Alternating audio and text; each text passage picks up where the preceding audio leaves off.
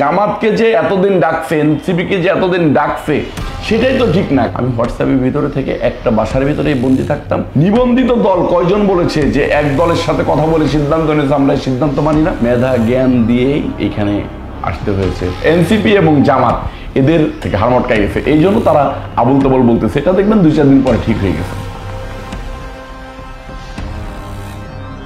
দেখেন, পথ চলার পথে আমরা সবাই রাজনীতি করি। নেতৃত্ব আল্লাহর দান। বিএনপিতে ইল্লা হিসেবে বিএনপির ভারপ্রাপ্ত চেয়ারম্যান জনাব তারেক রহমান সাহেব। আমি একদম ছোটোবেলা থেকেই আমার পরিবার বিএনপি করে, আমার দাদা বিএনপি করছে, আমার বাবা বিএনপি করে, আমরা পারিবারিকভাবেই বিএনপি করি, বিএনপি রাজনীতির সাথে জড়িত। আমি যখন গ্রামে থাকছি, আমি দুই ক্লাস গ্রামে পড়ছি, 8 এবং 9, তারপরে ঢাকাতে। আমি ক্লাস 8-এ থাকা অবস্থায় ইউনিয়ন ছাত্র দলের ওয়ার্ডে সেক্রেটারি ছিলাম। ঢাকাতে আমি মোহাম্মদপুর থানা 47 সাবেক 47 নম্বর ওয়ার্ড ছাত্র দলের রাজনীতি শুরু হয়েছে। ওইখানে আমার ইউনিট ছাত্র দল ছিল। আমি মোহাম্মদপুর থানা ছাত্র দলের যুগ্ম আহ্বায়ক ছিলাম। ঢাকা মহানগর পূর্ব ছাত্র দলের প্রতিষ্ঠাকালীন সাংগঠনিক সম্পাদক ছিলাম। যুবদল ঢাকা মহানগর দক্ষিণের যুগ্ম আহ্বায়ক ছিলাম। যুবদল কেন্দ্রীয় নির্বাহী কমিটির সদস্য ছিলাম।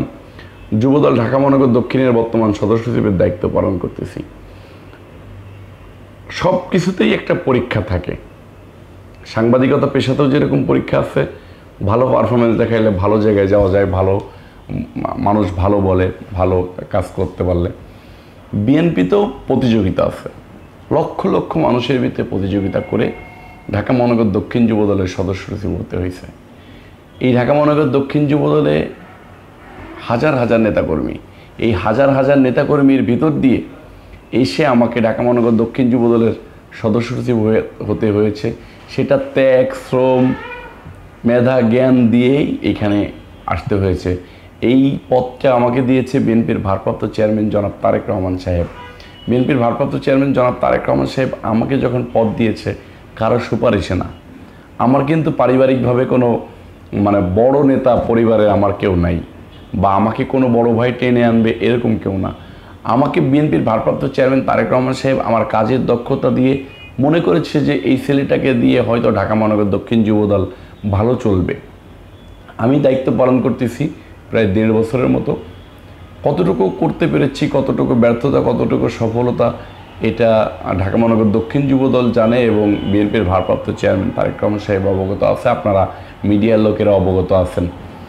আল্লাহ পাক রব্বুল আলামিন যেখানে নিয়ে যায় সেখানেই চলবো। এই পার্টিতে বিএনপির ভারপ্রাপ্ত চেয়ারম্যান তারেক রহমান সাহেবের একজন কর্মী হিসেবে কাজ করতে চাই। আমার অত বড় আকাঙ্ক্ষা নেই। বিএনপির ভারপ্রাপ্ত চেয়ারম্যান তারেক রহমান সাহেব যেখানে রাখবে, যখন যেভাবে রাখবে, আমি তখন সেইভাবে থেকেই কাজ করতে চাই। আমি মনে করি না যে পদ মানুষকে অনেক বড় কিছু করতে পারে। ব্যক্তি যদি পার্টিতে কন্ট্রিবিউশন রাখতে চায়, পার্টিকে ভালোবাসলে পার্টি ব্যক্তিকে ভালোবাসবে। দলকে যদি কোনো লোক মনে প্রাণে ভালোবাসে, দল তাকে এফোর্ট দেবেই, এটা আমি মনে প্রাণে বিশ্বাস করি। তাই আমি দলকে সর্বোচ্চ দেওয়ার চেষ্টা করি। দেখেন, আমাকে আমার নেতা বিএনপির ভারপ্রাপ্ত চেয়ারম্যান তারেক রহমান সাহেব যখন দায়িত্ব দিয়েছেন, তখন উনি আমাকে বলেছেন যে নয়ন, যোদ্ধার মাঠের কাজ হচ্ছে কৌশল অবলম্বন করা। তোমাকে কৌশল অবলম্বন করে মাঠে টিকে থাকতে হবে এবং যুদ্ধ চালিয়ে যেতে হবে, লড়াই চালিয়ে যেতে হবে, সংগ্রাম চালিয়ে যেতে হবে। আমি তখন বিএনপির ভারপ্রাপ্ত চেয়ারম্যান তারেক রহমান সাহেবের প্রতিটা কথা আমার হৃদয়ে গাঁথা থাকে। একদম উনি যখন আমার কাছে যে ওয়ার্ডটা উচ্চারণ করে সেটা আমার হৃদয়ে গাঁথা থাকে। আমি সেটা অক্ষরে অক্ষরে পালন করার চেষ্টা করি। আমি মাঠে এসেছি গোপনে।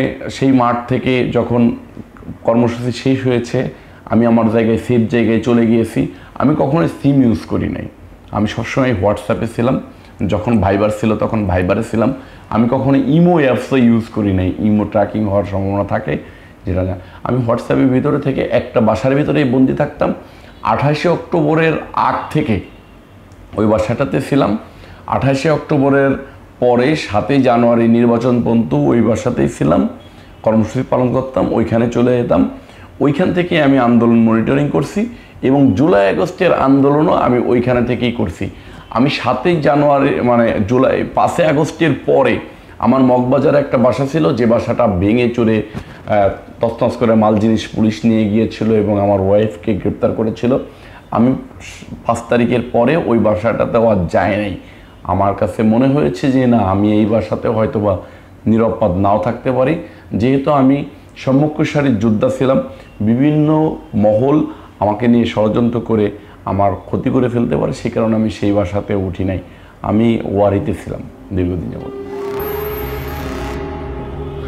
দেখেন, আমাকে যদি আপনি দেন সেটা হালাল, আপনি যদি আমাকে না দেন সেটা হারাম। এটা হচ্ছে জামাতের কৌশল। জামাত এবং এনসিপি দুইটা দল যারা বলতেছে যে একটা দলের সাথে কথা বলে সিদ্ধান্ত নিয়েছে। আচ্ছা, জামাতের সাথে কথা বলবে কি কারণে কথা বলবে? জামাতকে যে এতদিন ডাকছে, এনসিপিকে যে এতদিন ডাকছে, সেটাই তো ঠিক না। কারণ জামাতের তো কোনো নিবন্ধন নাই। জামাতের নিবন্ধন আছে, এনসিপির নিবন্ধন আছে, তাদেরকে কিসের ভিত্তিতে ডাকবে? ডাকাই তো উচিত হয়নি। এতদিন যেটা ডাকছে সেটাও তো করো না। জামাত স্বাধীনতা বিরোধী শক্তি। জামাতের নিবন্ধন বারবার বাংলাদেশে কোর্ট তাদের নিবন্ধন বাতিল করে দিয়েছে। তাদেরকে কি জন্য ডাকতে হবে? এনসিপিকে কেন ডাকতে হবে? নিবন্ধিত দল কয়জন বলেছে যে এক দলের সাথে কথা বলে সিদ্ধান্ত নিয়েছে, আমরা সিদ্ধান্ত মানি না? একটা দল দেখেন না যে বলছে, নিবন্ধিত একটা দল বলছে যে বিএনপির সাথে কথা বলে সিদ্ধান্ত নিয়েছে, আমরা সিদ্ধান্ত মানি না। যারা এতদিন যাবৎ এই সরকারের ঘাড়ের উপরে বসে লুটে পুটে খাওয়ার চিন্তা করেছে, লুটে পুটে খেয়েছে, তাদের এখন চিন্তাধারা চলে এসেছে যে না রে, ইউনূস যদি সঠিক রাস্তায় হাঁটে, যদি জনগণের পক্ষে হাঁটে, জনগণের কথা বলে, জনগণের চিন্তাধারা নিয়ে একটা নির্বাচন দিয়ে দেয়, তাহলে তো আমরা লুটে পুটে খাইতে পারবো না। এই জন্য হলো এনসিপি এবং জামাত এদের মানে ঘাড় মটকাই গেছে। এই জন্য তারা আবুল তাবল বলতেছে। এটা দেখবেন 2-4 দিন পরে ঠিক হয়ে গেছে।